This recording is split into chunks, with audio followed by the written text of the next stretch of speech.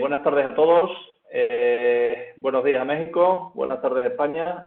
Vamos a dar comienzo a este webinar sobre la NOM 36. Nos va a acompañar en esta ocasión. El webinar está organizado por Prevencionar y se ofrecieron los amigos de Psicopreven a colaborar en el webinar. Ellos son expertos en ergonomía y psicosociología desde hace muchísimos años, uno de los mayores expertos en el mundo, y se ofrecieron pues para trasladarnos su experiencia y daros a conocer también cómo las herramientas con las que ellos disponen y están trabajando no solo en España, sino por toda Latinoamérica, prácticamente por todo el mundo en relación con los temas ergonómicos y psicosociales. Esta tarde nos acompaña don Jorge Cartier Roca. Él es psicólogo industrial, máster en prevención de riesgos laborales y consultor en Psicopreven.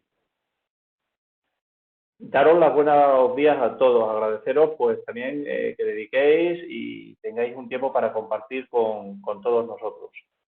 Esperamos también que ustedes se encuentren bien con el problema que tenemos con el tema del virus. Y lo que vamos a hacer, hay muchísima gente inscrita, a medida que vaya avanzando el webinar se irá sumando la gente. Lo que vamos a hacer es dejar las preguntas al final, ¿de acuerdo? Al final, cuando termine Jorge, va a dedicar 30 o 40 minutos, abrimos los micros, podéis preguntar lo que queráis, podéis escribir, chatear. La idea es compartir conocimientos, experiencias y que conozcáis también, oye, pues la manera que también nos ofrece Psicopreven a través de su herramienta ErgoSoft Pro para gestionar de una manera adecuada los riesgos en las organizaciones. Jorge, cuando quieras, sí que os pido que tengáis el micro cerrado. Habéis visto que sí que hay gente que no para de hablar, hay algunas personas que no localizamos quiénes son, entonces el micro lo tenéis a la derecha de vuestro nombre para activar y desactivar. Tenéis aquí también para configurar la cámara, el chat, y en cualquier momento la sesión la estamos grabando, la documentación que tenemos aquí está disponible. También la gente de Psicopreven nos ha ofrecido una prueba gratuita para que los que queráis podáis probar de manera gratuita su aplicación. Y a partir de ahora, pues Jorge, te doy paso y todo para ti. Muy bien, bueno, buenos días a todos.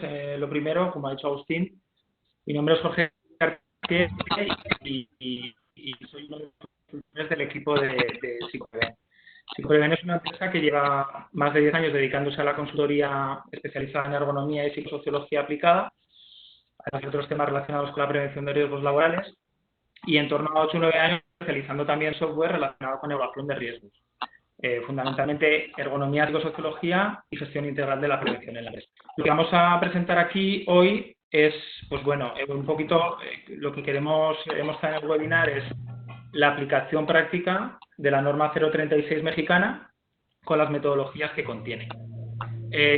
Nos ha tocado sumergirnos bastante en esta norma porque recientemente hemos actualizado nuestro software ErgoSoft Pro, que es un software de evaluación de riesgos ergonómicos, y hemos integrado esta metodología como una de las grandes novedades de esta nueva versión. Entonces, bueno, nos ha tocado sumergirnos bastante en la metodología, entender un poco cómo funcionaba, compararla con otras metodologías previas que existían, y lo que vengo a explicaros aquí un poco, más que entrar en aspectos legales de la norma o en aspectos de obligaciones del patrón, de los trabajadores de la norma, es centrarnos sobre todo en cómo podemos utilizar la norma para evaluar de una forma rápida una tarea de manipulación manual de cargas, ¿vale? Así que, bueno, como ha dicho Agustín, yo creo que la presentación nos llevará 40 o 45 minutos y después haremos un turno de ruegos y preguntas. ¿Vale? Venga, vamos allá. Vale, un poco a modo de introducción, como muchos de ustedes sabrán, la norma 036 se promulgó en el año 2018 y ha entrado en vigor en enero de este año actual. Es una norma de obligado cumplimiento por estar dentro de la familia de las NOM mexicanas y se encuadra dentro del grupo de las normas de salud. Lo que tiene en cuenta esta norma son factores de riesgo ergonómico, pero la parte que tenemos ahora mismo publicada hace hincapié en la manipulación manual de cargas, ¿vale? Esto es importante decirlo porque, como sabrán, pues existen muchos factores de riesgo ergonómico en el trabajo. Es verdad que los más frecuentes probablemente sean aquellos relacionados con la manipulación manual de cargas, pero también existen pues movimientos repetitivos, posturas forzadas, aplicación de fuerzas en uso de maquinaria, etcétera, que esos a día de hoy no están contemplados todavía en esta norma, ¿vale? Entiendo que al ser esta la primera parte de la norma, probablemente en un futuro se complemente con otras partes de la norma que tengan en cuenta otros tipos de riesgo ergonómico. Lo que consideraremos manipulación manual de cargas serán tareas que impliquen un movimiento de una carga de al menos 3 kilogramos durante como mínimo una vez al día, de manera que la norma será de aplicación en todos aquellos centros en los que se cumplan estos requisitos. La manipulación de cargas es cualquier operación que implique pues, una sujeción, un transporte, un levantamiento, un depósito de una carga de al menos 3 kilogramos. Lo del límite de 3 kilogramos se especifica en esta norma, pero es cierto también que es un baremo que se utiliza bastante en general en metodologías de manipulación manual de cargas. Aquí en España también se considera 3 kilogramos mínimo como manipulación manual de cargas. Es bastante frecuente, se genera en la mayor parte de lugares de trabajo, sobre todo de carácter industrial. Es muy difícil encontrar centros de trabajo de mano de obra directa en los que no se produzca manipulación manual de cargas. Y fundamentalmente es responsable de dos fenómenos en los trabajadores. Uno es la aparición de fatiga lógica y otro son las lesiones musculoesqueléticas. En este caso concreto, la mayoría de las lesiones musculoesqueléticas derivadas de la manipulación manual de carga se dan en extremidades superiores y región dorsolumbar, la parte baja de la espalda. La norma incluye un glosario de términos bastante extenso. Yo he querido recoger en esta presentación algunos de ellos que considero que pueden dar lugar a mayor ambigüedad o que pueden tener algo más de importancia. No quiero comentarlos aquí en la presentación para no extendernos demasiado, ¿vale? Pero bueno, luego, si alguien quiere la presentación o le puede servir como guía, ¿vale? Que sepa que yo se la puedo enviar, ¿vale?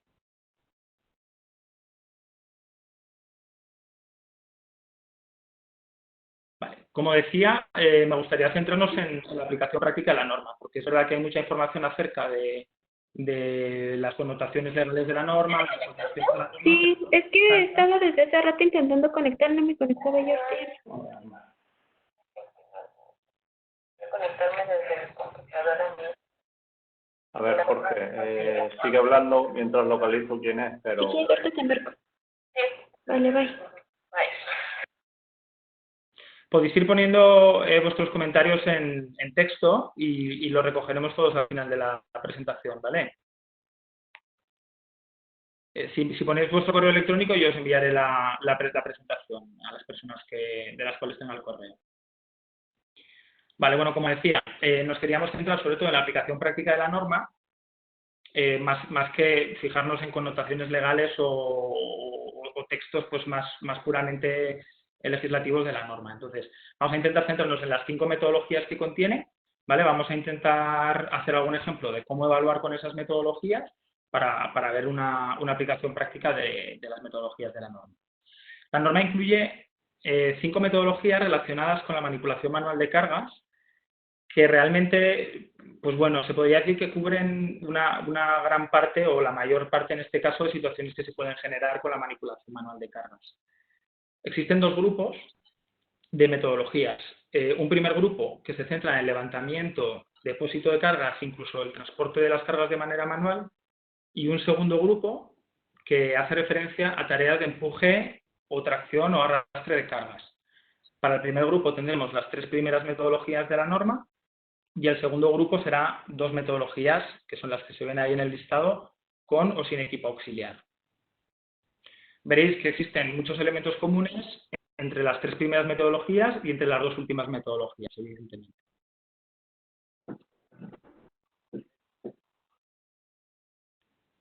Los niveles de riesgo que se contemplan en la norma se han estandarizado para todas las metodologías que incluye. De manera que, de cara al trabajo del técnico, la verdad es que resulta bastante más fácil, porque siempre vamos a poder comparar tareas, aunque impliquen diferente tipo de manipulación manual de cargas, vamos a poder comparar unas con las otras. Entonces, va a ser mucho más fácil porque una vez sepamos hacer una metodología, sepamos llevar a cabo la aplicación de una metodología, prácticamente las otras 4 van a ser muy similares. Incluso la valoración del riesgo y los niveles de actuación también van a ser muy similares. En la tabla que tenemos en pantalla vemos los 4 niveles de riesgo que pueden resultar de la puntuación obtenida en las metodologías de evaluación y un poco la actuación preventiva que necesitaremos llevar a cabo en cada una de ellas. Pues si tenemos que aplicar las medidas correctoras en un plazo mayor o en un plazo más corto. Del nivel de riesgo derivado resultante, pues bueno, tendremos que acometer un nivel u otro de actuación pues con más profundidad, además de con más premura, también con más o menos profundidad. Normalmente los niveles de actuación se van a basar en el establecimiento de programas ergonómicos, pues bueno, al final no deja de ser una planificación preventiva orientada a mejorar las condiciones ergonómicas de las tareas que estamos evaluando. En función del nivel de riesgo obtenido, pues ese programa ergonómico deberá de ser un poquito más profundo o podrá ser un poquito más superficial. Vamos a empezar con el primer grupo de metodologías, que son las que hacen referencia al levantamiento y transporte de cargas, tanto individual como en equipo. Como comentábamos, tenemos 3 metodologías diferentes, son muy similares, vamos a ver, pero algunas añaden algunos factores o quitan otros factores en función de las características de la tarea.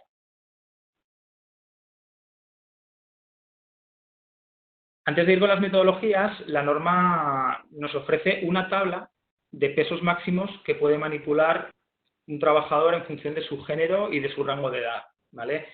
¿Para qué nos sirve esta tabla? Pues realmente no para demasiado, porque al final nos permite obtener una pequeña idea o un pequeño análisis previo de lo que nos vamos a encontrar en la evaluación posteriormente, pero es verdad que los pesos que nos propone, las masas máximas que nos propone, pues bueno, se supone que están dándose en una manipulación en condiciones ideales. Condiciones ideales, pues ahora veremos, significaría que todos los factores de riesgo evaluados pues puntúan 0, es decir, son lo más favorables posible y por tanto podríamos llegar a esos niveles de masa máxima. Veremos conforme vayamos haciendo un análisis más pormenorizado de la tarea, cómo esas masas máximas van a irse reduciendo, ¿vale? Van a irse reduciendo en el momento en el que la distancia horizontal pues no sea la adecuada, en el momento en el que se produzca algún tipo de obstáculo durante la manipulación, etcétera, etcétera. Pero bueno, puede ser una buena aproximación si, por ejemplo, tenemos a una trabajadora que tiene 52 años y vemos que está levantando una caja de 25 kilos, pues simplemente atendiendo a esta tabla ya vamos a ver que la tarea que está realizando no es la que debería de realizar.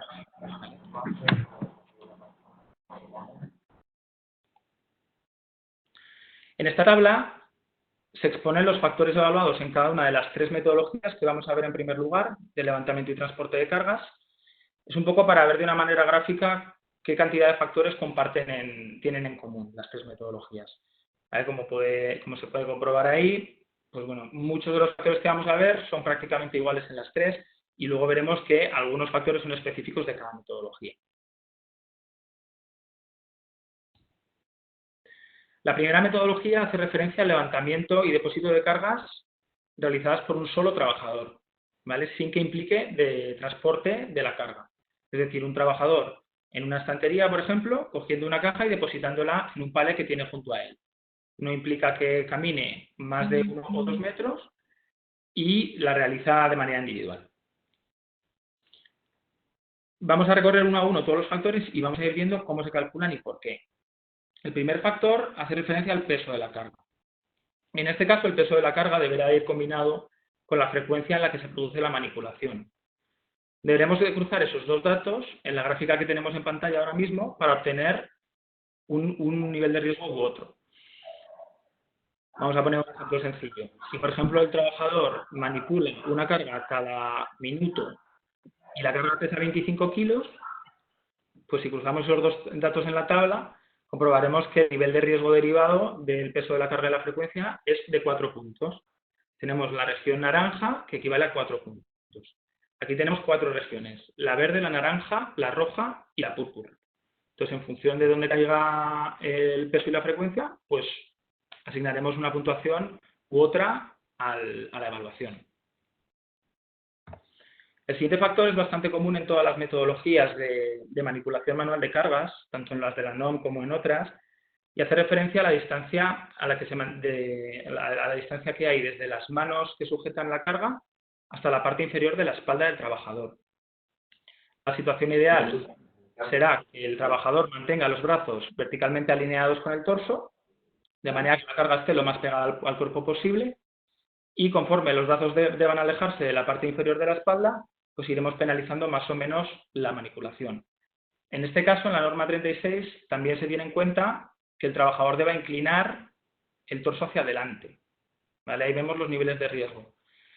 Iréis viendo que las puntuaciones en cada factor de riesgo evaluado son bastante diferentes. Por ejemplo, aquí en la distancia horizontal, veis que los valores pueden ser de 0, de 3 o de 6 puntos, lo cual nos quiere decir que es un factor que penaliza muchísimo la manipulación, ¿vale? Porque añade muchos puntos cuando la situación no es ideal. Creemos que hay otros factores que no añaden tantos puntos. La región de levantamiento vertical tiene en cuenta la zona, la altura, desde el suelo a la que se manipula la carga, en cualquier momento de la manipulación. Aquí tendremos que tener en cuenta, tendremos que seguir el movimiento de las manos en altura para ver cuál es el punto más desfavorable en el que se maneja la carga. Existen otras metodologías de uso muy común que lo que hacen es tener en cuenta el punto de recogida de la carga y el punto de depósito de la carga. Incluso algunas de ellas calculan el desplazamiento vertical que se produce entre uno y otro punto, bien sea positivo o negativo, el valor absoluto del desplazamiento vertical. En este caso es un poquito más sencillo. No necesitamos hacer un cálculo preciso de la altura a la que se coge o se deja la carga, sino que simplemente deberemos de observar en qué región se mueve la carga cuando la tiene el trabajador. La situación ideal estaría entre la altura de las rodillas y los codos, y conforme nos vamos alejando de esa zona de altura, pues vamos añadiendo mayor nivel de riesgo a la manipulación. El siguiente factor hace referencia a la torsión y la flexión lateral del torso. La torsión se refiere al giro de la cintura hacia derecha o hacia izquierda, y la flexión lateral se refiere a la inclinación de la columna hacia un lado o hacia otro, hacia derecha o hacia izquierda. Acordaos de que la inclinación hacia adelante del torso la teníamos en cuenta en el factor anterior de distancia horizontal. Si solamente se da torsión o flexión, puntuaremos como 1, y si se dan ambas al mismo tiempo, puntuaremos como 2. El factor de restricciones posturales es bastante específico de esta metodología de la norma 036. Veréis que también es común a casi todas las metodologías de la norma. Lo que hacemos aquí es valorar el grado de libertad que tiene el trabajador para adoptar una postura cómoda, o sea, para adoptar una postura natural durante la manipulación, al fin y al cabo, ¿no?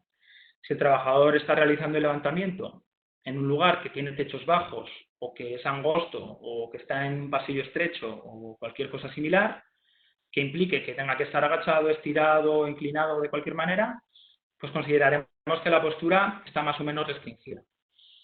En este factor queda bastante a criterio del técnico decidir cómo de restringida está esa postura. No nos especifica muy bien la norma hasta qué punto se considera postura restringida o severamente restringida. Un ejemplo que se me ocurre bastante gráfico es una postura como puede ser la de estar en cuclillas, es una postura severamente restringida. Una postura que implique una pequeña flexión en un momento dado, pues sería una postura restringida y puntuaría un valor de 1. Ahí entra un poco a criterio de ustedes, de los técnicos.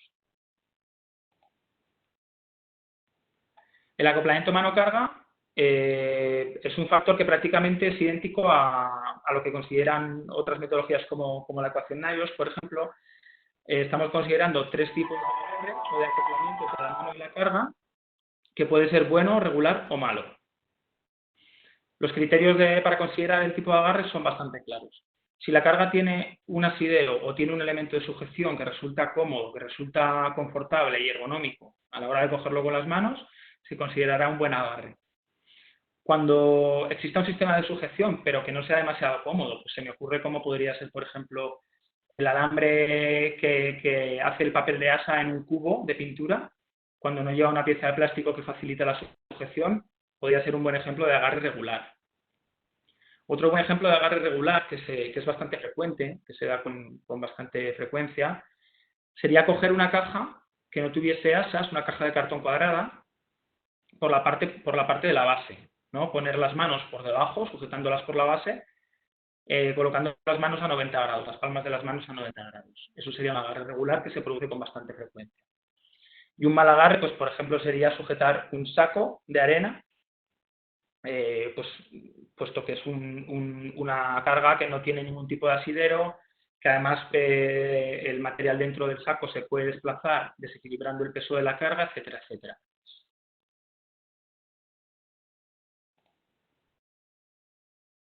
La superficie de trabajo también es un factor bastante específico de las metodologías de esta norma.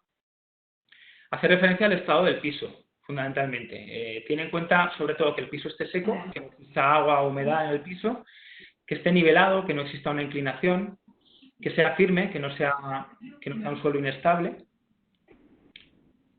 y que la superficie, bueno, sea regular, que no existan socavones o irregularidades. Efectivo, siempre cumpliendo los protocolos, todo el tiempo. Se introduce por último un factor al que se llama otros factores, que es una especie de cajón desastre donde podemos meter todos aquellos factores que no estén contemplados por la metodología, pero que sí que puedan tener un efecto negativo sobre la tarea, sobre la manipulación de cargas. Los más habituales pues, van a ser factores ambientales, sobre todo. Por factores ambientales podemos entender, pues bueno, temperaturas extremas, un nivel deficiente de iluminación, niveles altos de ruido, ¿por qué no? También podría ser un factor que dificulta cualquier tipo de tarea, corrientes de aire, etc. También podríamos tener en cuenta pues, que el trabajador tuviera que llevar un montón de equipos de protección individual, si tuviera que llevar un vestuario concretamente de protección pues, bastante cómodo. Aquí de nuevo vamos a mirar si existe un factor o más factores de riesgo presentes. Si por ejemplo tuviéramos simplemente una condición de temperatura, pues temperaturas muy altas durante el verano, tendríamos en cuenta que existe un solo factor de riesgo. Si además de una temperatura extrema tuviéramos un nivel alto de ruido, pues consideraríamos que existen dos factores de riesgo y por lo tanto puntuaríamos a nivel rojo.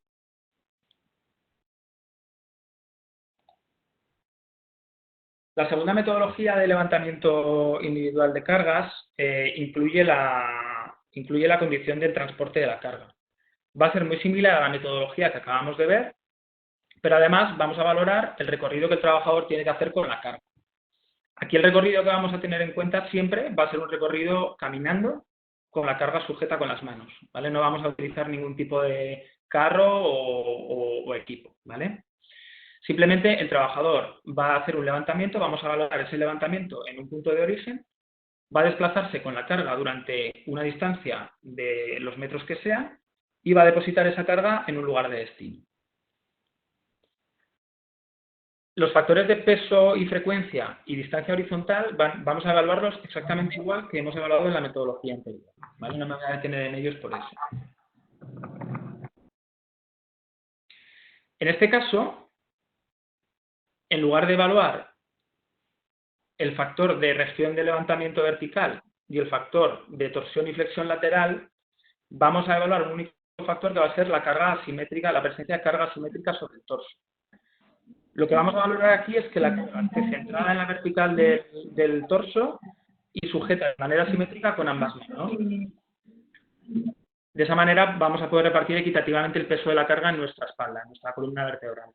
En el momento en el que las manos tengan que sujetar la carga de manera asimétrica por las características de esta, o que tenga que llevar la carga en un lado o en otro del cuerpo, o peor todavía, encima de uno de los hombros, vamos a ir aumentando los niveles de riesgo según se muestra en el gráfico.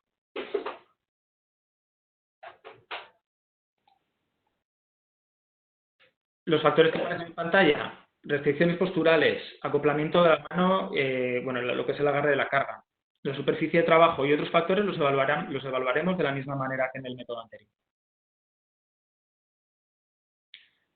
Y vamos a añadir aquellos factores relativos a la distancia que transportamos, al recorrido que hacemos con la carga. El primero será el de distancia de transporte, donde tendremos en cuenta la distancia que recorre el trabajador con la carga. En este caso se muestran tres rangos. Uno que sería hasta 4 metros, que no añadiría riesgo a la tarea.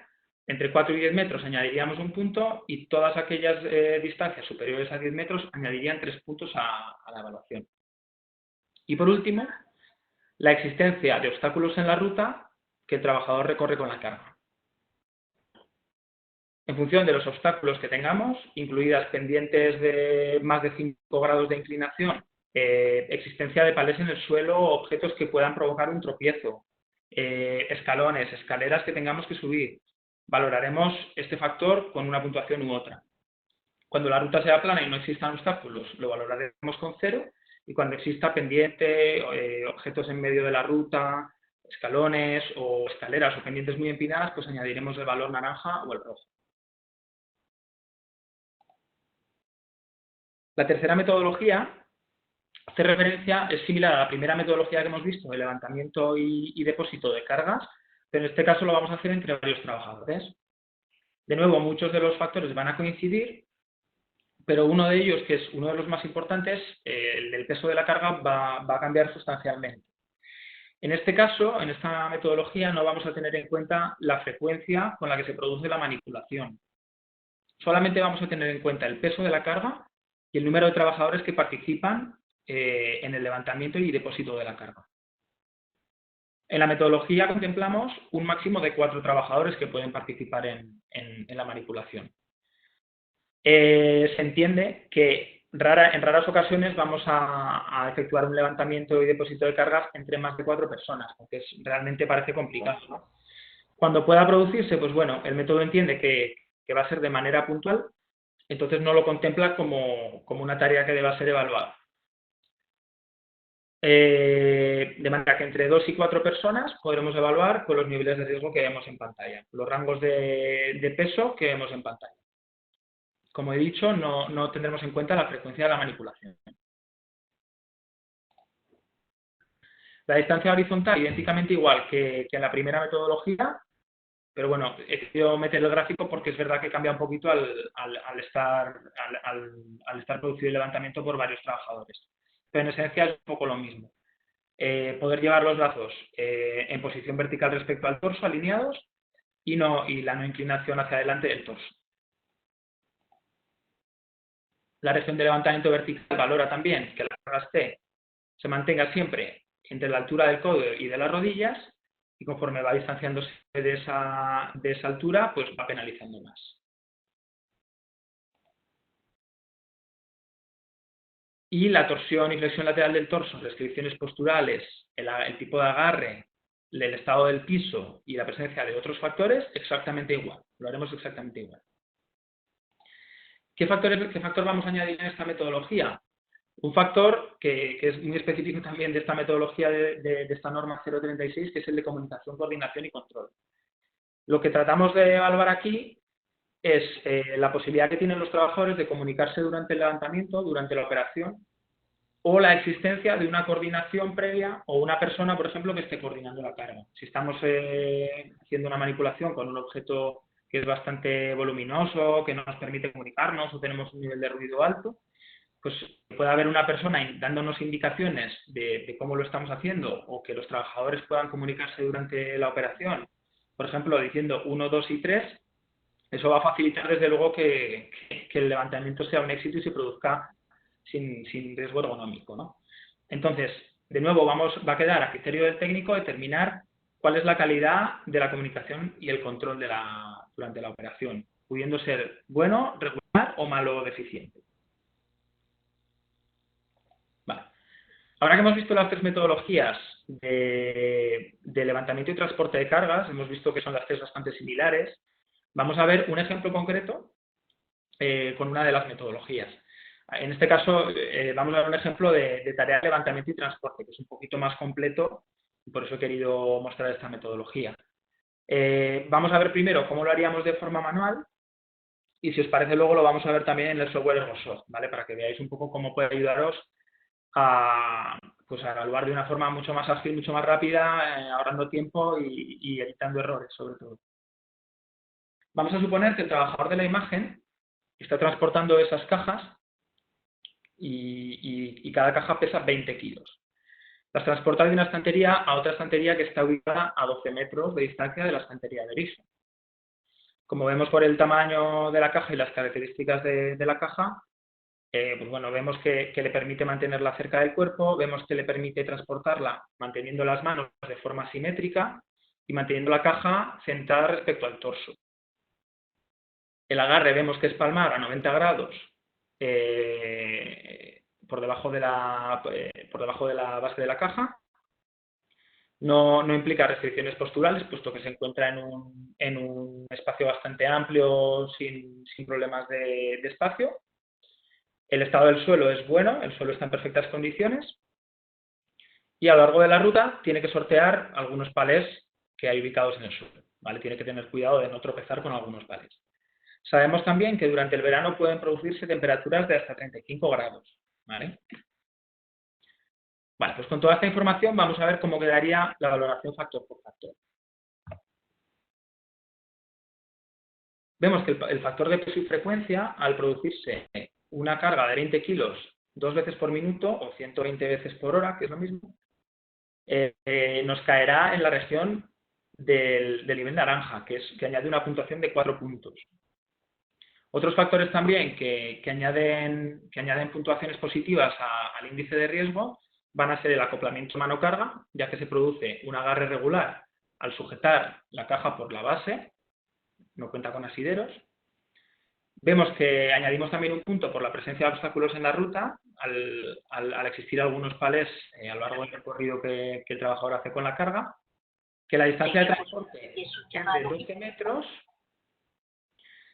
y que añade una puntuación de 3 puntos. No sé si os acordáis, cuando hemos visto el factor de distancia de transporte, teníamos 3 intervalos de transporte posibles. El primero hasta 4 puntos, que no añadía puntos, el de hasta 4 metros, perdón, que no añadía ningún punto, hasta 10 metros que añadía un punto y más de 10 metros que añadía 3 puntos. ¿Vale? Por eso aquí tenemos 3 puntos porque son 12 metros. Y tenemos un factor de temperatura extrema, temperaturas altas en verano de 35 grados, que añadirá un punto más a la evaluación. Sumando todas estas puntuaciones, obtenemos un índice de riesgo de 10 puntos en total. ¿Qué quiere decir esto? Si lo transponemos a la tabla de niveles de riesgo, observamos que el nivel de riesgo que tenemos de la tarea es de medio a posible, lo cual implica que se requieren acciones correctivas a corto plazo. Aquí entraría la pericia del técnico a la hora de valorar a dónde debemos dirigir las acciones correctoras. En este caso, si atendiendo un poco a los factores que han penalizado la puntuación, podemos ver de una forma fácil que las puntuaciones más altas van a ser las referentes al peso y la frecuencia de la carga, que era de 4 puntos, y a la distancia recorrida con la carga, que al ser de 12 metros era de 3 puntos. O sea, de los 10 puntos obtenidos, 7 puntos los tenemos en esos dos factores. Por lo tanto, parece lógico tratar de acometer primero esos factores con la acción correctiva. Si reducimos la distancia en 2 metros, podremos reducir en 2 puntos el nivel de índice de riesgo total, porque pasaremos de 3 a 1 punto en el factor distancia recorrida. Y si reducimos el peso de la carga en 2 kilogramos, es decir, hasta 18 kilogramos, en la matriz de peso y frecuencia nos va a caer el punto de frecuencia y peso nos va a caer en la región verde, que son 0 puntos. O sea, haciendo esas dos acciones, que a priori no parecen muy complicadas, tal vez lo del peso de la carga un poco más, reduciríamos en 4 puntos la puntuación total. En 6 puntos la puntuación total, de manera que obtendríamos una puntuación de 4 puntos, lo cual sería un nivel de riesgo bajo aceptable que ya no requeriría más acciones correctivas. ¿Vale? Esto es un pequeño ejemplo de cómo podríamos hacer. Vale, vamos a ver ahora cómo evaluaríamos esta misma tarea con Ergosoft Pro.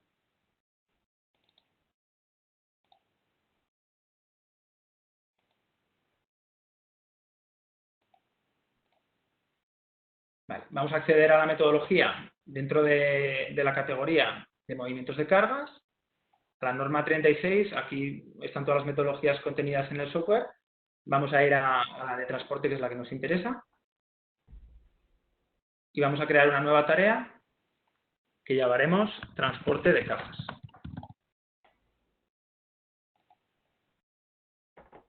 Lo único que tenemos que hacer en el software es ir añadiendo los factores que observamos en la tarea y el software hará los cálculos por nosotros. En este caso, el peso del objeto, que es de 20 kilogramos, levantamientos por hora, que hemos dicho que eran 120 levantamientos por hora, la distancia horizontal, en este caso es cerca, porque el trabajador lleva la carga pegada al cuerpo, no se produce asimetría de la carga sobre el torso, las manos están en posición simétrica también, no se dan restricciones posturales al darse en un entorno bastante amplio, el acoplamiento mano-carga es regular, la superficie de trabajo es buena, el estado del piso es adecuado, teníamos un factor de riesgo presente por el tema de la temperatura alta en verano, la distancia de transporte es de más de 10 metros y los obstáculos en la ruta, hemos dicho que teníamos unos palés que dificultaban, riesgo de tropiezo. Pulsamos el botón de calcular y obtenemos el mismo nivel de riesgo, 10 puntos, y además aquí lo que vamos a obtener es una gráfica que nos va a decir sobre qué factores debemos actuar primero. En este caso, los factores que aparecen en rojo serán los que han obtenido una puntuación más desfavorable dentro del factor, y aparte en la gráfica, en este eje, podemos ver los que añaden más puntuación de riesgo. En este caso, como hemos comentado, la distancia de transporte, que añade 3 puntos, y el peso y la frecuencia, que añade 4 puntos. El software nos va a permitir también generar un informe de la tarea de manera rápida. Pulsando el botón de informe obtendremos directamente un informe donde nos aparecerán el nivel de riesgo y los factores con todas las características de la manipulación. Bueno. Vamos a volver a la presentación.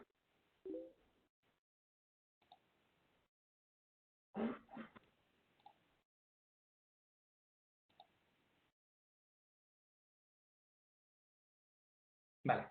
Y ahora vamos a ir al segundo gran bloque de metodologías, que son aquellas implicadas en arrastre y empuje de cargas.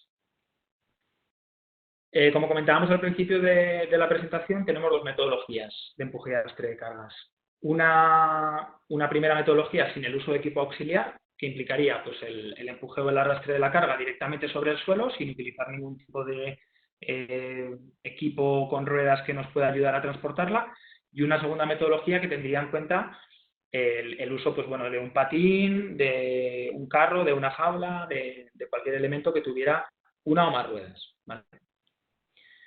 La peculiaridad del método de la norma 036 es que no implica el uso de un dinamómetro para calcular la fuerza ejercida sobre la carga. Normalmente en otros médicos como la norma ISO 11228 o las tablas de Snook y Cirilo, bueno, básicamente los métodos que están basados en estas tablas implican calcular la fuerza inicial y la fuerza sostenida de la carga, ¿no? Es decir, el técnico debe medir utilizando un dinamómetro qué fuerza tiene que ejercer el trabajador para poner la carga en movimiento y qué fuerza tiene que ejercer el trabajador para mantener la carga en movimiento a una velocidad constante. A veces resulta difícil con un dinamómetro, según cuál es el volumen de la carga y las características de la carga o el equipo auxiliar que se está utilizando, medir correctamente qué fuerza es la que está ejerciendo el trabajador. ¿Vale? Este método lo que hace es facilitarnos mucho el trabajo, al no ser preciso el uso de este dinamómetro. Simplemente vamos a hacer una estimación del riesgo, especificando la cantidad de peso que estamos moviendo y otras características de la manipulación, como bueno, el tipo de arrastre o empuje que se hace de la carga, el tipo de equipo auxiliar que estamos utilizando, etcétera, etcétera. ¿Vale? Con eso podremos obtener una estimación del nivel de riesgo. No es necesario, como digo, utilizar un dinamómetro. La tabla de factores evaluados, vemos todavía más coincidencias entre estas dos metodologías de las que veíamos entre las tres anteriores que hemos visto. Vemos que la mayor parte de los factores de riesgo se repiten y que solamente, sobre todo en la metodología de uso con uso de equipo auxiliar, añadiremos algún factor nuevo de riesgo. Tenemos que tener en cuenta, tanto en la metodología con uso de equipo auxiliar como sin uso de equipo auxiliar, que siempre tendremos que tener en cuenta el peso de la carga total. Es decir, si yo estoy moviendo varios objetos al mismo tiempo, tendremos que tener en cuenta la suma del peso de los objetos. Si yo estoy utilizando un equipo auxiliar, tendremos que tener en cuenta tanto el peso de la carga como el peso del equipo auxiliar, evidentemente, que también debemos desplazar. Vamos a empezar con la metodología de empuje y arrastre de cargas sin uso de equipo auxiliar, ¿vale? Lo cual implica mover la carga directamente sobre el suelo. Tenemos tres formas, el método contempla tres maneras de mover una carga directamente sobre el suelo.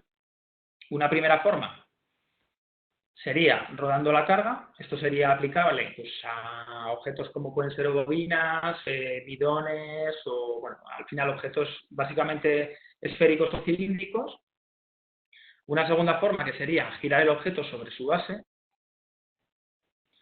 sería aplicable, por ejemplo, en caso de barriles o bidones que no puedan ser colocados de forma horizontal, pues por riesgo de derramamiento, por ejemplo, o por el peso que tiene, o por riesgo de atrapamiento, etcétera.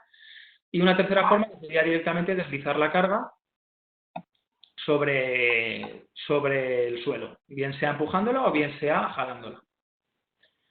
En función del tipo de actividad que desarrollemos con la carga, pues tendremos evidentemente unos rangos de peso u otros que podamos mover. Evidentemente, podemos mover mucho más peso rodando una carga que arrastrándola sobre el suelo, ¿vale? Porque el nivel de resistencia que ofrece el suelo es mucho mayor al que ofrece cuando rodamos. Lo dicho, elegiremos el tipo de actividad a realizar y en función de eso tendremos los rangos de peso en cada una de las tablas y asignaremos la puntuación 0, 2, 4 u 8 en función del nivel de riesgo del factor. Una vez evaluado el peso, evaluaremos la postura. La postura puede ser buena, razonable o pobre o deficiente, ¿vale? La postura, sobre todo, lo que vamos a evaluar es la posición de las manos en el punto en el que se ejerce la fuerza sobre la carga y la inclinación o bueno, más que nada que el torso permanezca erguido, ¿no? Cuando tengamos una posición vertical, en su mayor parte, cuando el torso esté más o menos erguido, y además podamos empujar la carga entre los hombros y la cadera, consideraremos que la postura es buena.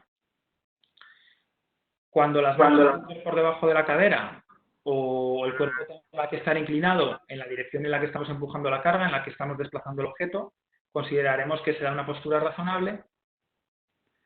Y cuando tengamos que empujar la carga con la espalda, por ejemplo, o de forma lateral, o tengamos que inclinarnos mucho para poder arrastrar el objeto, consideraremos que la postura es pobre o deficiente. El siguiente factor a evaluar es de nuevo el agarre, el acoplamiento mano-carga. Es muy similar a lo que hemos evaluado en los métodos anteriores. No voy a detenerme mucho porque, bueno, al final, en este caso, cuando no utilizamos un equipo auxiliar, normalmente el agarre no suele ser bueno, evidentemente, porque normalmente los elementos que tenemos en el objeto no son muy ergonómicos o no son muy cómodos de cara a sujetarlo. Si tenemos, por ejemplo, un objeto que tiene unos flejes y a esos flejes le podemos poner unos asideros de plástico suaves que puedan ser cómodos a la hora de estirar, pues eso sí que podría ser considerado como un agarre bueno. Pero si estamos tirando el objeto, por ejemplo, utilizando un fleje, pues podría ser un agarre pobre o deficiente. Si estamos empujando directamente el objeto, pues podría ser un agarre parcial, sería un agarre razonable, ¿vale? O sea, eso es ver un poquito en función de las características de la carga que tenemos que transportar. Aquí introducimos en las tareas de empuje y arrastre de cargas el factor de repetitividad, que se le llama patrón de trabajo. Por tarea repetitiva vamos a entender aquella que se produce al menos 5 veces por minuto, ¿vale? Aquí haríamos un promedio. Es posible que haya minutos que hagamos 4 y haya minutos que hagamos 7, pero si el promedio o si tenemos existencia de que la tarea se pueda generar al menos 5 veces en un mismo minuto, se considerará un trabajo repetitivo. Dentro de que tengamos un trabajo repetitivo, vamos a valorar qué autonomía tiene el trabajador a la hora de establecer pausas, a la hora de decidir cuándo parar, a la hora de organizar su trabajo, bueno, un poco lo que es la autonomía de organización, que se llama del trabajador. Cuando el trabajador tenga una autonomía para parar cuando lo necesite o para organizar el trabajo, consideraremos que el nivel de riesgo es razonable. Sin embargo, cuando el trabajador no disponga de esa autonomía y no se ejecuten pausas, siendo un trabajo repetitivo, o sea, de más de 5 operaciones por minuto, se considerará pobre o deficiente.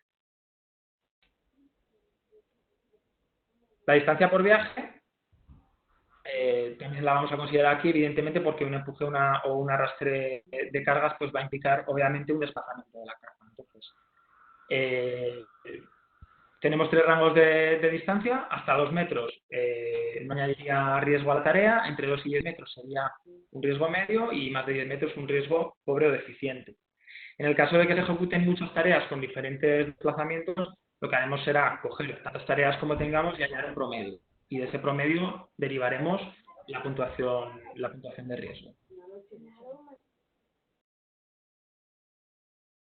Tener en cuenta también que siempre en los factores de riesgo, cuando queramos hacer una evaluación más sencilla, tendremos que tener en cuenta las situaciones más desfavorables, ¿vale? Eso lo hacemos siempre en ergonomía.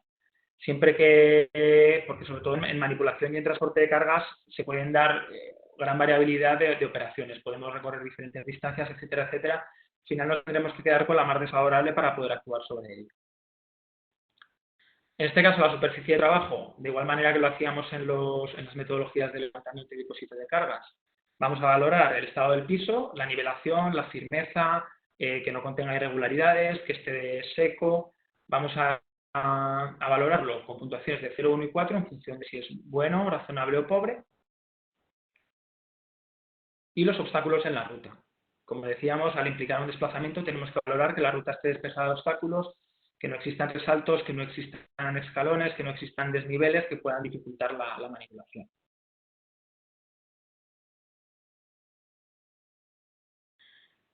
Y de nuevo vamos a valorar la existencia de otros factores. Factores que pueden ser de tipo ambiental, como comentábamos anteriormente, factores que pueden ser de tipo relacionados con el vestuario o con equipos de protección que tenga que llevar puestos el trabajador durante la manipulación, o relacionados directamente con la carga. Pues carga que pueda tener bordes afilados, cargas que puedan estar calientes, cargas que por volumen pues dificulten la visibilidad. Pues todo eso lo valoraremos también como cada uno de ellos sería un factor de riesgo. La segunda metodología toma en consideración el uso de un equipo auxiliar. ¿Qué quiere decir esto? Pues evidentemente a priori vamos a poder transportar mucho más peso que cuando ejecutábamos la acción sin el uso de un equipo auxiliar, lógicamente. Esta metodología es la que más vamos a utilizar porque normalmente pues, para desplazar objetos lo que vamos a utilizar pues, son bien sea patines, bien sean carretillas, bien sean jaulas, carros, cualquier tipo de herramienta con ruedas. Es raro o no es tan habitual encontrar tareas en las que tengamos que arrastrar un objeto o se pueden arrastrar de manera puntual, pero lo más habitual es utilizar un equipo de este tipo, ¿vale? Si en la anterior metodología teníamos en cuenta el peso de la carga en función del tipo de actividad, es decir, de cómo movíamos ese objeto por el suelo, en esta metodología vamos a tener en cuenta el tipo de equipo auxiliar que nos va a ayudar a mover la carga. Se distinguen 3 tipos de equipo. Los pequeños, los medianos y los grandes, básicamente. Los pequeños serán aquellos que tengan una rueda, pero en los que el trabajador tenga que asumir una parte de la carga siempre, ¿vale? Como puede ser una carretilla de una rueda. El trabajador tiene que sujetar con las asas una parte de la carga y otra parte de la carga va a parar a la rueda de la carretilla.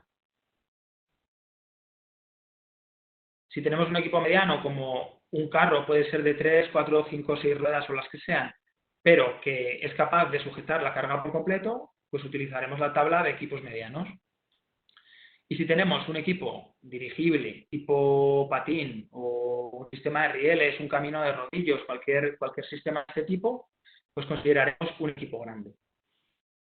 El equipo grande siempre es el que más cantidad de peso nos va a permitir mover, evidentemente. Entonces, igual que hacíamos en la anterior metodología, lo que haremos aquí será utilizar el rango de peso perteneciente a la carga que vayamos a mover y obtener la puntuación de 0, 2, 4 u 8.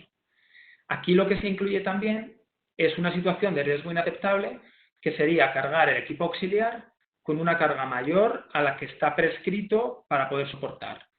Es decir, si con una traspaleta podemos mover 1.800 kilos y metemos una carga de 2.200, pues automáticamente se considera un riesgo inaceptable y no deberíamos de realizar esa tarea. No tiene sentido seguir con la evaluación porque hemos llegado a un punto en el cual no deberíamos directamente de aceptar esa tarea. El factor postura, de igual manera que lo hacíamos en el método anterior, pero bueno, en este caso aplicado a un equipo auxiliar, pues lo que vemos, una buena postura implicaría que el torso se mantenga erguido, que la altura a la que se sujetan las manos al equipo auxiliar esté entre los hombros y las caderas. Una postura razonable pues implicaría una ligera inclinación del torso hacia adelante, y una postura pobre o deficiente pues implicaría una inclinación muy severa hacia adelante del torso o la manipulación de la carga de forma lateral o hacia atrás. El tipo de agarre y el patrón de trabajo los vamos a evaluar de igual manera. Si el trabajo es repetitivo, es decir, se produce más de 5 veces por minuto y el trabajador tiene autonomía para elegir las pausas, o si el tipo de agarre, en este caso siendo un equipo auxiliar, es verdad que es más fácil que el agarre sea mejor que en la metodología anterior, que estábamos deslizando objetos o rodando objetos que no están preparados para ser desplazados de esa manera, ¿no? La distancia por viaje, en este caso, pues evidentemente al contar con un equipo auxiliar podemos recorrer más cantidad de distancia con la carga. En este caso vamos a considerar hasta 10 metros, no existe riesgo en ese sentido. Un nivel de riesgo medio sería entre 10 y 30 metros, y una distancia superior a 30 metros sería un nivel de riesgo alto. Sumaríamos 3 puntos. La superficie de trabajo, el estado del piso, la presencia de obstáculos en la ruta o desniveles o escalones y otros factores, bien sean ambientales, de vestuario, etcétera, se evaluarían de la misma manera que en la metodología anterior.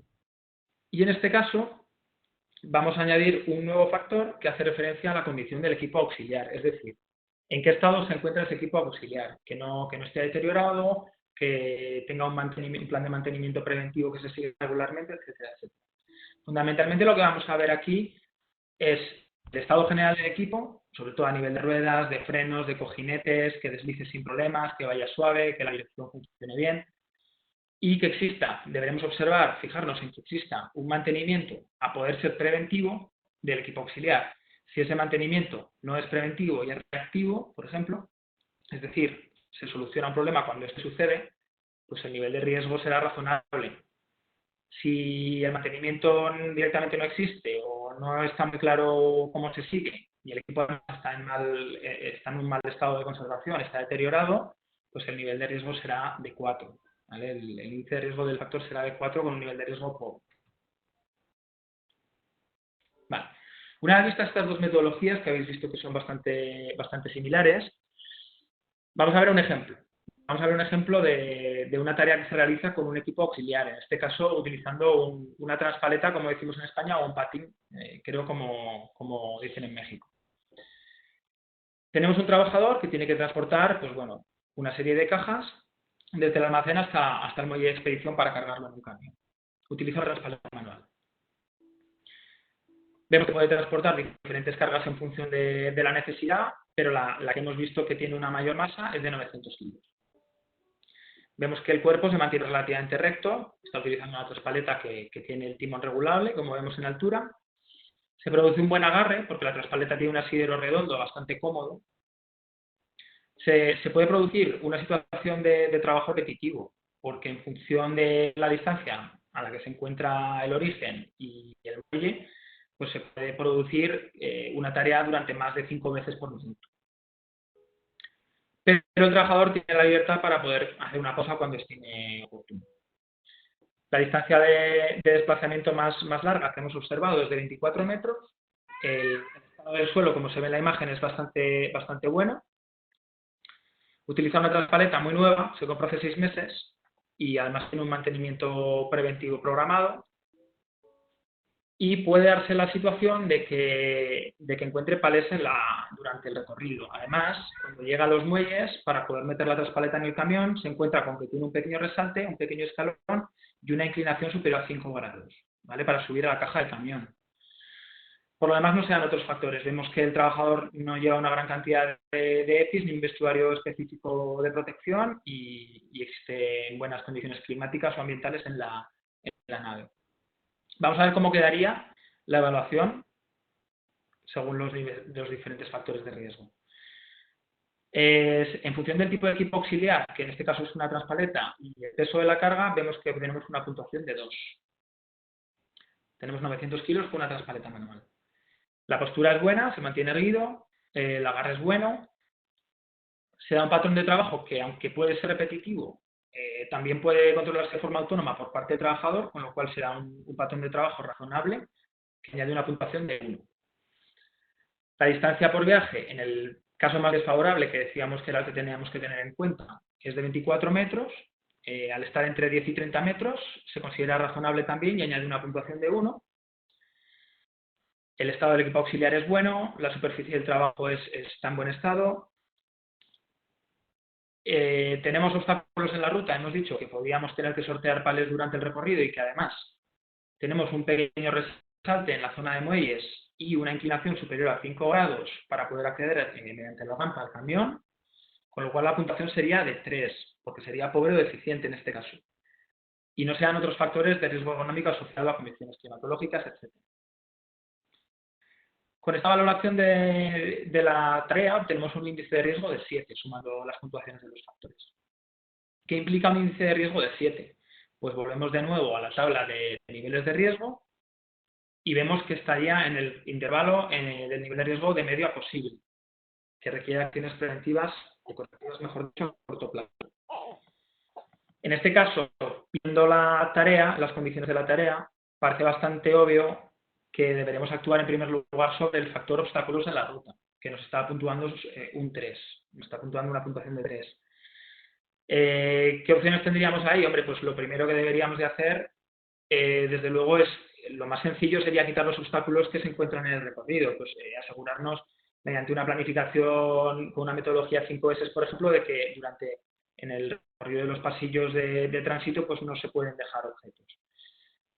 Otra cosa que podríamos hacer, intentar pues aminorar un poquito ese resalte que tenemos en el muelle del camión o colocar una rama un poquito más prolongada que la imagen en lugar de 24 grados, por ejemplo, sea de 3 grados.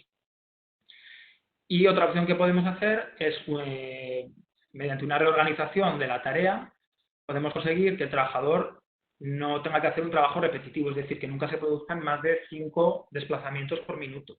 ¿Cómo podemos hacer esto? Pues combinando las distancias más cortas con las distancias más largas, de manera que al trabajador directamente pues no le dé tiempo de ejecutar 5 desplazamientos en un mismo minuto, ¿vale? Es un tema de reorganización. Si lleváramos a cabo estas posibles acciones correctoras, podríamos reducir el nivel de riesgo hasta 4 puntos. Pasaríamos de 7 a 4. No habríamos modificado el peso de la carga, que es el factor más difícil de corregir, ni las distancias de desplazamiento. Simplemente habríamos actuado sobre cosas que están, digamos, en nuestra mano, ¿no? que atienden a razones de organización industrial.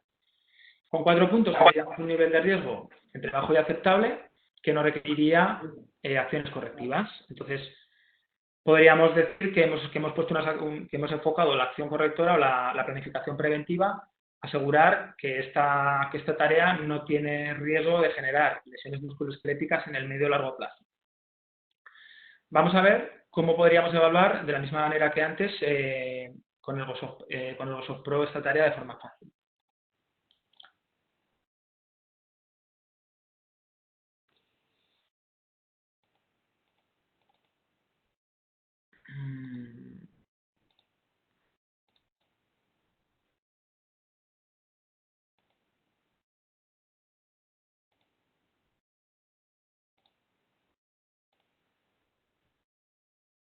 Vale. En este caso vamos a elegir la metodología dentro del grupo de metodologías de movimientos de empuje y tracción.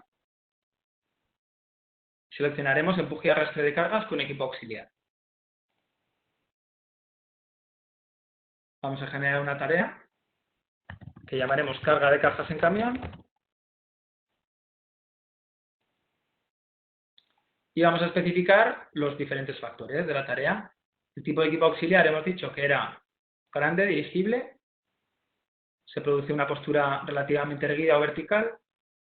El acoplamiento de la mano y la carga es bastante bueno. El patrón de trabajo es repetitivo, pero tenemos oportunidades para descansar o administrar los descansos de manera autónoma. El peso de la carga está entre 600 y 1000 kilos, era de 900 kilos. La distancia máxima por viaje, que es de 24 metros, está entre 10 y 30 metros. El equipo auxiliar se encuentra en buen estado de conservación y además tiene una planificación preventiva. Acordaos de que se había sido adquirido hace 6 meses. La superficie de trabajo es buena, no existen irregularidades, humedades. Los obstáculos en la ruta, hemos dicho que teníamos tanto escalones como rampas empinadas por encima de 5 grados. Incluso teníamos pales también que podían dificultar el paso. Y no existían otros factores de riesgo adicional. Pulsaremos el botón calcular y obtendremos el nivel de riesgo de 7, medio a posible, y de la misma forma que antes hemos hecho de manera manual, aquí de una manera mucho más sencilla, el software ya nos va a decir sobre qué factores deberemos enfocar la actuación preventiva. En este caso, los obstáculos en la ruta que nos aparecen en rojo, con una puntuación de 3. Y luego podremos elegir entre el peso, que es una puntuación de 2, pero va a ser, en este caso, va a ser difícil de actuar porque tendríamos que reducirlo por debajo de los 600 kilogramos y es posible que no sea posible hacerlo. Y ya podemos actuar sobre el patrón de trabajo o la distancia recorrida. De nuevo, la distancia recorrida es un valor que es mucho más difícil de alterar porque implicaría pues, acercar las estanterías al cambio, lo cual lo lógico es que sea bastante complejo. Pero sí podemos actuar sobre el patrón de trabajo que interviene un punto. Sobre el mismo software, si quisiéramos cambiar algunos de los factores, podríamos ver directamente el resultado. Si el patrón de trabajo no fuera repetitivo y no existieran obstáculos en la ruta, o por ejemplo, existiera simplemente algún obstáculo, pero pudiéramos aminorar la presencia de obstáculos en la ruta, pues aquí veríamos que el nivel de riesgo ha bajado a 5. Si pudiéramos eliminar todos los obstáculos de la ruta, obtendríamos ya un nivel de riesgo de bajo aceptable. ¿Vale? De la misma manera que con el otro método, podemos obtener de forma rápida un informe.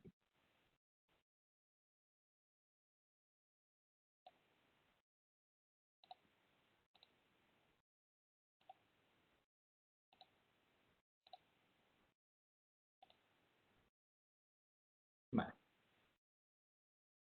Bueno, por mi parte es todo. Creo que he intentado hacer un repaso sin enrollarme demasiado sobre las diferentes metodologías, lo que comento. Mi intención era sobre todo que tuvieran una visión práctica de la metodología, porque lo que yo he podido observar, la información que tenemos hace mucho hincapié en el texto de la norma, sobre todo las connotaciones legales, a nivel de consultoría más bien legal o laboral, pero no se centra tanto en la parte de ergonomía de la norma. Entonces, pues nada, me gustaría abrir un poquito un turno de dudas, preguntas, no sé si podremos resolver todas. Tienen ahí mis datos de contacto, pueden dirigirse sin ningún tipo de compromiso y estaré encantado de ayudarles. Bueno, ahora muchas gracias, Jorge, ha estado muy interesante, además muy práctico con los ejemplos. Ahora, podéis preguntar directamente a través del micro o a través del chat si tenéis alguna duda. Si queréis agradecer, si queréis saber más, os animamos a participar y un poco pues también para trasladar vuestra experiencia a Jorge. Abro turno de preguntas.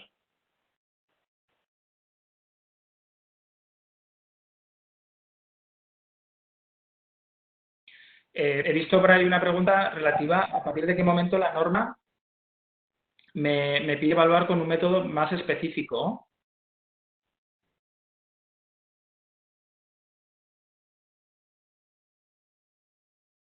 Vale, aquí respecto a esa pregunta, la norma no nos va a especificar, o sea, la norma no va a entrar tanto en ese punto, ¿no? Lo que deja la norma también es un poco a criterio del técnico. Al final el técnico es una persona que está especializada en esto, entonces lo lógico sería que fuera el técnico el que decidiera qué metodología utilizar, ¿vale?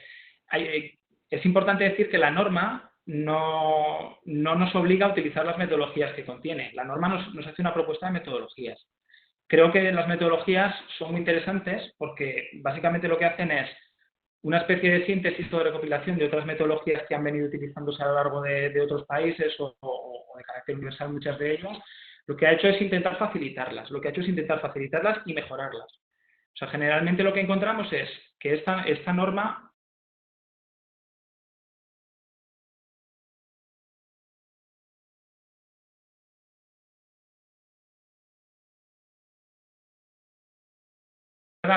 utilizando las tablas de Snook y Civilo, por ejemplo, para tareas de empuje y tracción, podemos tener un resultado un poquito más preciso, porque al final estamos midiendo con un dinamómetro la fuerza exacta que utiliza el trabajador.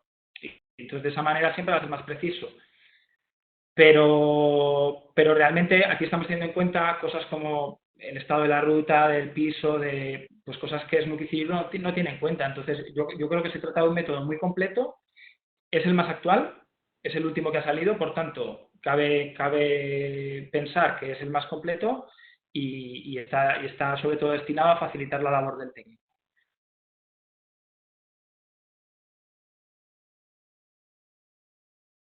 ¿Alguna pregunta más? Sí, muy Jorge, bien. mira también en tu chat privado te estoy pasando las preguntas, ¿vale? Ah, vale. Sí, yo tengo una pregunta. Sí. En el momento de llevar a Ergosoft todo lo que son todos los procesos ergonómicos de todas mis áreas operativas, el software te da el programa ergonómico, ¿se puede presentar esto ante Secretaría o yo necesito hacerlo por aparte y el software solamente me da las calificaciones? El software lo que es un software de evaluación. O sea, lo que me va a permitir es cargar empresas, cargar centros de trabajo, cargar puestos de trabajo y cada puesto de trabajo evaluarlo con una o más metodologías. O sea, yo puedo, pues sí, en un puesto de trabajo pueden darse varios factores de riesgo ergonómico, tanto de manipulación manual de cargas como de, por ejemplo, posturas forzadas. Yo voy a poder hacer la evaluación del puesto con varias metodologías y obtener un informe del puesto con todas las metodologías concernientes a dicho puesto, a las tareas que se realizan ahí. Respecto al programa preventivo, es el técnico el que debe decidir porque, evidentemente, entre unas empresas y otras, según sea la naturaleza de la actividad, pues va a variar muchísimo el tipo de medida preventiva que podamos meter. Entonces, lo que hace el software es facilitarme la evaluación, decirme sobre qué factores debo actuar primero, que es bastante importante, y sobre eso ya, con las características de la carga, yo como técnico decidiré de qué manera puedo aminorar o puedo disminuir el nivel de riesgo en cada uno de los factores. Vale, muchas gracias. Hola, ¿qué tal? Buenas tardes. Buenas tardes. Una pregunta. En los ejemplos que pusiste del software, vi que clasificabas ahora sí los factores que tenían mayor riesgo en la evaluación y recaían, por ejemplo, en la parte de quitar obstáculos o aminorar un poco, por ejemplo, los traslados, algo que puede ser algo administrativo por procedimientos. Mi pregunta concreta es, en su experiencia utilizando este software, ¿qué tanto impacto tienen esas medidas que pueden ser por procedimientos de cierta manera administrativas para reducir un riesgo, por ejemplo, medio a hacerlo aceptable? ¿Qué tan común es o qué tan repetitivo es esa situación? Tiene bastante impacto. En realidad, cada metodología lo que hace es meter en cajones, en función de los niveles de riesgo, pues un índice, porque es una forma fácil de hacerlo. O sea, evidentemente, tener un índice de riesgo de 5 en lugar de 7 es mejor, independientemente de que nos caiga en el nivel de riesgo medio posible o de que nos caiga en el nivel de riesgo bajo. Siempre todo lo que sea disminuir el riesgo, pues va a hacer que la manipulación sea menos perjudicial para el trabajador. Respecto a tu pregunta, comentabas, en cuanto a condiciones administrativas, entiendo que te refieres a que muchas veces el técnico no tiene la libertad que quisiera, ¿no?, para poder modificar las...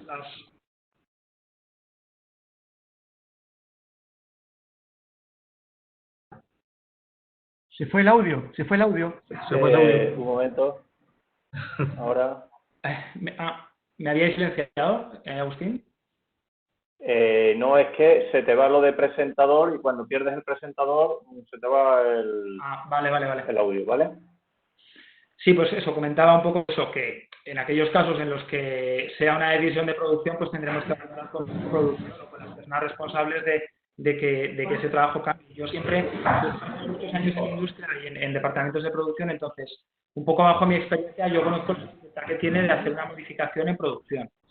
Normalmente, todas las modificaciones que hagamos como técnicos de prevención, para que sean, digamos, acogidas de buen grado, deberían de llevar implícito también algún tipo de mejora, pues bueno, bien sea de productividad o al menos no perjudicar la productividad. Entonces, yo cuando hago una propuesta de mejoras en la planificación preventiva para reducir el riesgo ergonómico, procuro siempre tener en cuenta que sean cosas que podemos hacer. Si yo no puedo modificar las características, el peso de la carga en este caso, porque la caja tiene que pesar siempre 500 kilos, pues entiendo que tendré que centrarme en otras condiciones. En la labor como técnico es muy bueno conocer el puesto de trabajo que estamos evaluando, la empresa en la que estamos trabajando y bueno, y un poco todas las personas y todas las tareas implicadas alrededor de ese puesto. No es tan sencillo como decir, bueno, como este factor me penaliza mucho, pues voy a actuar sobre este factor. Tenemos que ir un poquito más allá e intentar, pues eso, ver un poco la factibilidad, ¿no?, que se dice del cambio de la modificación que vayamos a hacer en la tarea. Una pregunta. La norma en sí establece en su inicio realizar una matriz de cada uno de los puestos de trabajo antes de poder, ¿cierto?, aplicar la norma propiamente tal. Hombre, es una buena, no es un requisito indispensable, pero sí que es un buen punto de partida, desde luego. Pero vamos, en cualquier evaluación ergonómica, o sea, si queremos hacer una buena evaluación ergonómica, vamos a necesitar separar de alguna forma, distribuir puestos de trabajo en función de las similitudes que haya entre ellos, ¿no? Pero vamos, no solamente en una evaluación ergonómica, es que en prevención de riesgos laborales, en cualquiera de las disciplinas, tanto seguridad, higiene, psicosociología o ergonomía, lo que vamos a necesitar es agrupar puestos de trabajo que compartan condiciones parecidas para poder establecer esos cajones, esas categorías y poder hacer evaluaciones. Al final, no podemos evaluar a todos los trabajadores de una empresa, entonces tenemos que agruparlos o categorizarlos en puestos de trabajo. Aquí le llamamos puesto de trabajo, pero en realidad a nivel administrativo no tiene por qué ser un puesto de trabajo. O sea, podemos agrupar varios puestos de trabajo en una evaluación cuando comparten características muy similares en la tarea. En este caso, las características ergonómicas del puesto. Oye, y la otra pregunta, tú bien decías que la norma no te indica o te recomienda ninguna metodología en particular, no sé, MAC, REVA u otro, no te la recomienda. Pero de qué manera la norma en sí, ¿cierto?, tú la puedes relacionar con alguna metodología en particular. ¿Por qué? Porque yo te voy a hablar de mi país, que es Chile. En Chile, ¿cierto?, cada uno de los instrumentos y de los protocolos que hoy día existen para evaluar puestos de trabajo, ya sea manejo manual de carga, trastornos musculoesqueléticos, te establecen y te indican una metodología o un par de metodologías a usar, ¿ya? Entonces, la norma tú señalaste que era bien completa. Entonces, cuando tú haces esa afirmación, significa que de alguna u otra manera te tiene que dar alguna orientación de alguna metodología o cuál es, no sé, la mejor metodología para poder aplicar, por ejemplo, con puestos de trabajo en donde se realice manejo manual de carga de sacos de concreto, por decirlo de alguna manera. Entonces, yo creo que... Realmente no es que existan metodologías... Perdón, sí, perdón, te he interrumpido. Pudiera un poco ahondar en eso, por favor. La metodología nos propone la norma nos propone unas metodologías. Esto ocurre tanto con la norma mexicana de psicosociología como con la norma mexicana de ergonomía. Nos hace una propuesta, nos da un método que podemos utilizar. Mi valoración de ese método a título personal es que es bastante completo, ¿vale? En muchos casos es bastante más completo que otros de los métodos que se vienen utilizando. Lo que ocurre es que, más que métodos buenos o malos, lo que existe es métodos más o menos adecuados para el tipo de tarea que vayamos a evaluar. O sea, a mí no me gusta valorar un método como mejor o peor, sino son diferentes. Pues unos hacen hincapié más en unos factores y otros hacen hincapié más en otros factores. La norma en este caso no nos está haciendo una recomendación concreta sobre el método que debamos utilizar, ¿vale? Será un poco a criterio del técnico decidir qué método utilizar. Lo que sí nos está dando son 5 metodologías que en lo relativo a manipulación manual de cargas cubren podríamos decir de una forma basta, el 99% de la casuística que nos vamos a encontrar en manipulación manual de cargas. Con lo cual, hombre, lo lógico sería que una persona en México utilizase estas metodologías. Es lógico pensar que una persona en México va a utilizar estas. ¿Qué ocurre? Que cuando en el análisis ergonómico encontremos pues otro tipo de factor de riesgo ergonómico, como puede ser el de las posturas forzadas, vamos a tener que acudir a una metodología externa, ya que la legislación mexicana a día de hoy no nos provee una metodología.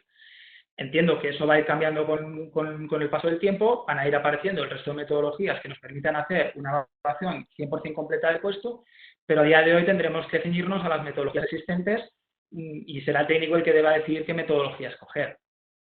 Normalmente existen unas normas internacionales ISO que son las que de alguna forma marcan el estándar, ¿no? Entonces, la verdad es que nos lo ponen fácil, ¿no? Porque no tenemos que devanarnos mucho los sesos, sino que directamente podemos acudir a esa norma ISO y ir a buscar la metodología que nos proponen ahí, en función de si es movimiento repetitivo, postura forzada, de aplicación de fuerzas, etcétera.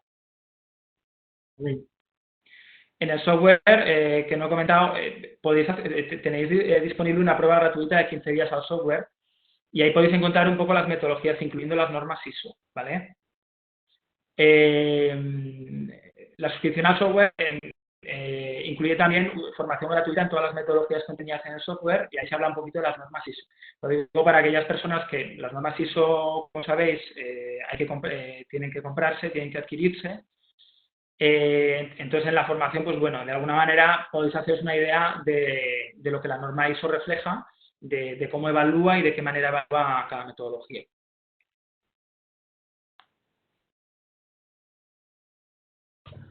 Hola, buenas tardes. Buenas.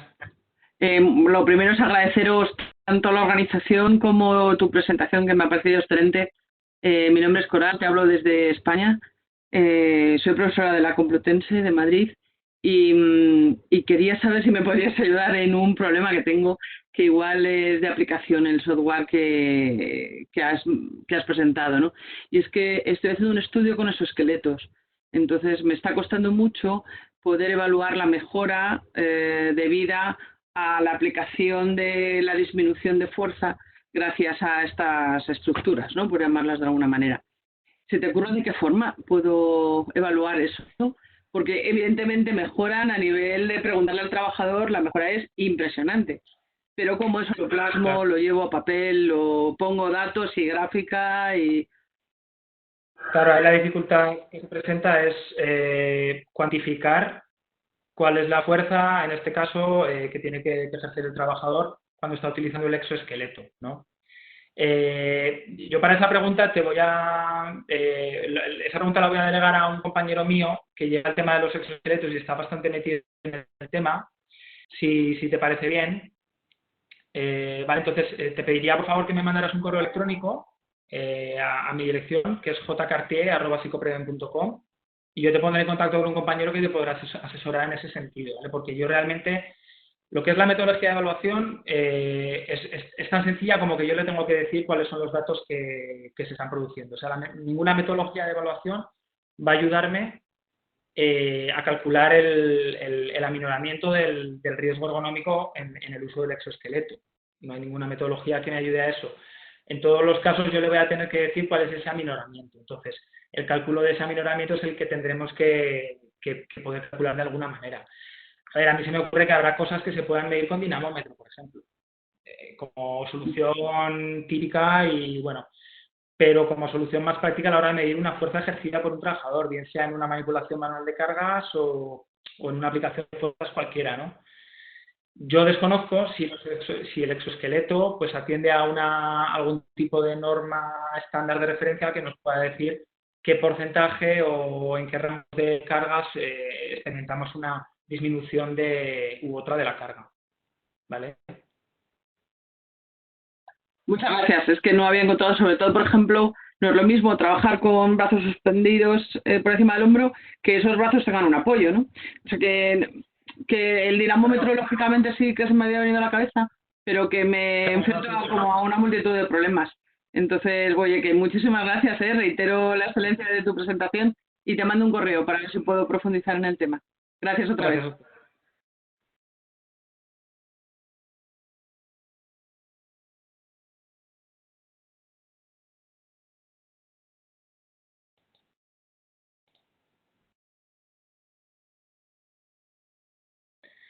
Vale, bueno, se nos ha alargado un poquito la presentación. Si les parece, tienen a su disposición mi dirección de correo electrónico. Estaremos encantados de ayudarles en todas las dudas que tengan, referentes a la metodología, referentes al software o cualquier tema de consultoría. ¿Vale? Entonces, nada, agradecerles a todos ustedes su presencia y, bueno, sobre todo desearles que esta situación de confinamiento, que no sé si en Latinoamérica es tan severa como tenemos aquí en España, estamos todos desde casa, pues bueno, que la lleven de la mejor manera posible y que salgamos de esta cuanto antes. Así que nada, muchísimas gracias por su tiempo y por su atención y nada, un saludo. Muchas gracias, Jorge, y gracias a todos y nos vemos. Os hemos puesto por ahí también, la semana que viene tenemos aquí en Prevencionar España 28 webinars para celebrar el Día Mundial de la Seguridad y Salud en el Trabajo. Ya hay más de 4.000 inscritos, son gratuitos. Si queréis entrar, ahí tenéis también la dirección. ¿De acuerdo? Ya os podéis poner en contacto con Siconprevé en el correo que tenéis aquí. Ellos estarán encantados de resolver dudas, facilitaros la presentación y de resolver todas las dudas que tengáis en cuanto a temas relacionados con ergonomía y psicosociología aplicada. Buenas tardes y muchas gracias a todos. Buenas tardes. Buenas tardes. Hasta luego.